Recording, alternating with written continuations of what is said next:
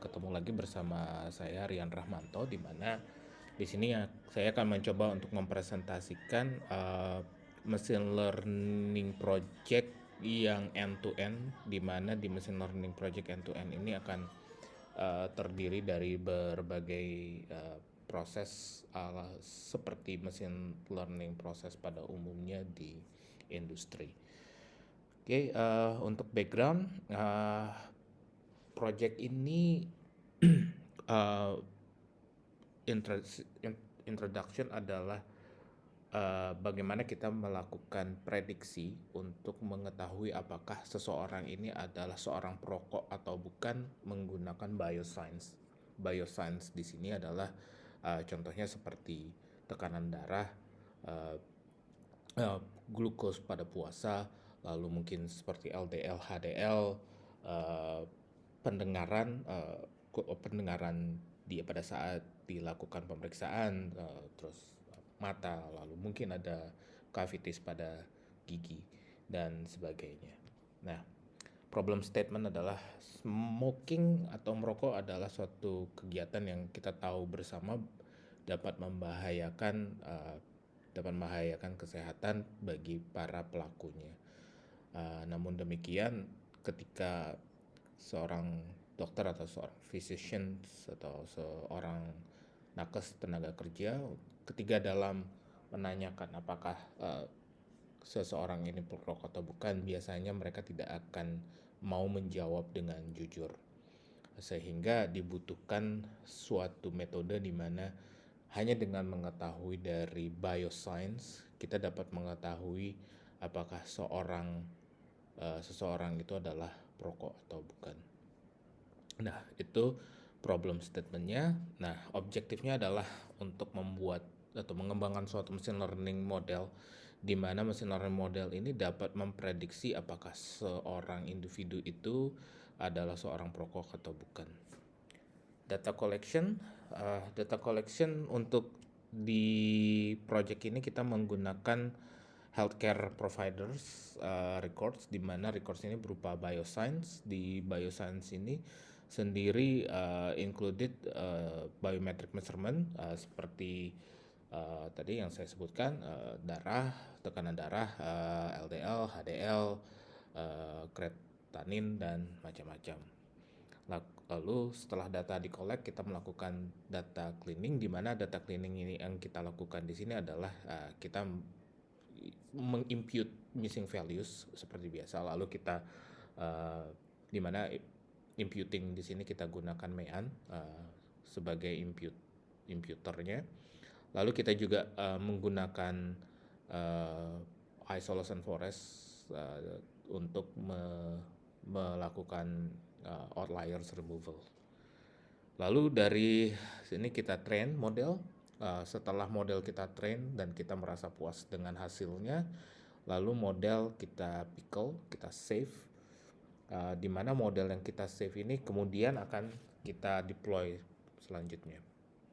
Nah, pada tahapan berikutnya adalah kita menggunakan Face API integration, di mana si Face API ini adalah cara kita untuk men-serve si model agar dia dapat dipanggil. Kelebihan dari Face API ini adalah Face API ini cukup cepat dan kita tidak membutuhkan untuk pengecekan, kita tidak membutuhkan membuat suatu web app baik dengan HTML dan CSS ataupun dengan JavaScript, sehingga mempermudah kita untuk melihat bagaimana model yang kita deploy tersebut. Lalu selanjutnya kita adalah melakukan setting up terhadap AWS di EC2 instances. Di AWS EC2 instances ini kita lakukan di mana kita setting up EC2 instances seperti ini, kita setup, dan di sini adalah EC2 AWS EC2 yang telah kita setup dengan public IP address itu di 108.137.5.2. Lalu setelah itu selanjutnya yang kita lakukan adalah kita melakukan dockerization, di mana dockerization ini kita mau melihat kita Docker, di mana Docker ini fungsinya adalah sebagai kontainer, di mana project kita tadi, API tadi akan berjalan pada kontainer tersebut atau berjalan kepada Docker. Lalu setelah itu, setelah kita siap, AWS kita siap, Docker kita sudah siap, maka tahap selanjutnya adalah kita membuat CI/CD. CI/CD ini artinya adalah continuous improvement, continuous integration, continuous deployment. Di mana continuous integration ini dimaksudkan adalah dari local repository kita akan secara continuous terintegrasi dengan remote kita, yaitu di GitHub ini.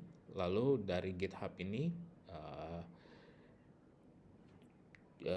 kita continuously deploy setiap kali kita melakukan push pull request. Nah, dengan push pull request ini kita buat semacam ada 2 CI/CD. Ada satu yaitu kita menggunakan CI/CD di mana menggunakan yang sudah